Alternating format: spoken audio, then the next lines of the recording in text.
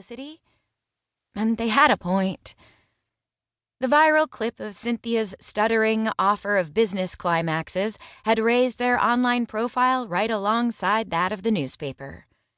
Website and social media hits had gone through the roof. Serious inquiries, not so much. Easy for Maddie and Dee Dee to laugh. They didn't identify with the company the way Cynthia did. Knock, knock. The male voice came from just behind her, and she scrambled to her feet. The kitten fled. The voice was attached to a long, tall figure leaning against her doorway, hat in hand, laughter twinkling in his eyes. Perfect. Chad Anders, brother to Eric, former rodeo champion and once the object of devotion for teen girls everywhere. Chad Anders, unknowing link to a more distant and far more humiliating event. Chad Anders, so far out of her league, he was coming up on the other side. The snake quivered, but Cynthia stuck out her chest and jammed the monster down deep inside. This was her turf. It would take more than a sparkling grin from a pretty playboy to wreck her composure. Yes, hi. Hello? Excellent. Yell at him. That's the way.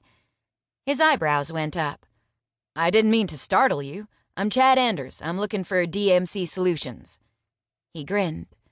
Every woman in a 100-mile radius knew Chad Anders, and he knew it. Worse, he knew she knew it, too. Cynthia Henley. You found her.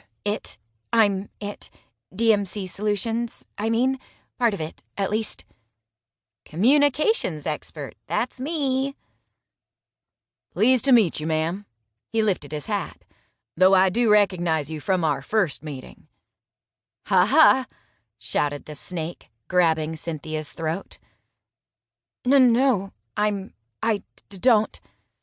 I saw you at the awards dinner, he continued. You might not remember. You were leaving as I came in. You looked like you were in a hurry. Relief flooded over her, and her throat opened. Not the interview, then, and not that other thing. Of course, she said, pretending she'd forgotten that he was just as unmemorable as she was. The dinner. I almost ran you down, I think. He glanced toward the bales stacked against her office wall. I hope I'm not interrupting anything. Not at all, she said, brushing past him into her office. What can I do for you, Mr. Anders? She turned to invite him in, and he bumped into her. Right there, and solid as a brick outhouse. Oh, she backed away quickly. Oops, sorry, he said smoothly, with a cheeky sorry but not really tilt to his head. And you can call me Chad. Her stepsisters would have been madly loading their flirt guns. Too bad for Chad, they weren't here. Cynthia had given up shooting for the good of mankind. She moved to the safety of her desk anyway, though, sat down and tucked a strand of hair behind her ear. Instead of sitting, he leaned against the doorframe and hooked his fingers in his belt loops, a classic I'm all that and a bag of chips move. She could see the resemblance between him and his brother in the way he held himself, the tilt of his head, the line of his jaw. Chad, then. She gestured for him to take the seat across from her. What can DMC Solutions do for you? My brother and I have recently established a charitable foundation, he said. You probably know my brother, Eric Anders.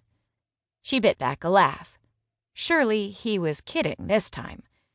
Eric Anders hadn't been in the Marietta area as long as Chad, but his arrival had caused something of a stir. The screaming fans who'd followed his career were mostly grown and scattered now, but there were still those that remembered weeping at the injury that ended his career. Cynthia had been one of them once, had a huge crush, to be completely accurate, had confessed as much at the awards dinner Chad mentioned, in front of a crowd of listeners. Speaking to him had been a test of strength, a challenge, a reminder that she was not shackled by the past. Not a single stutter. She did have to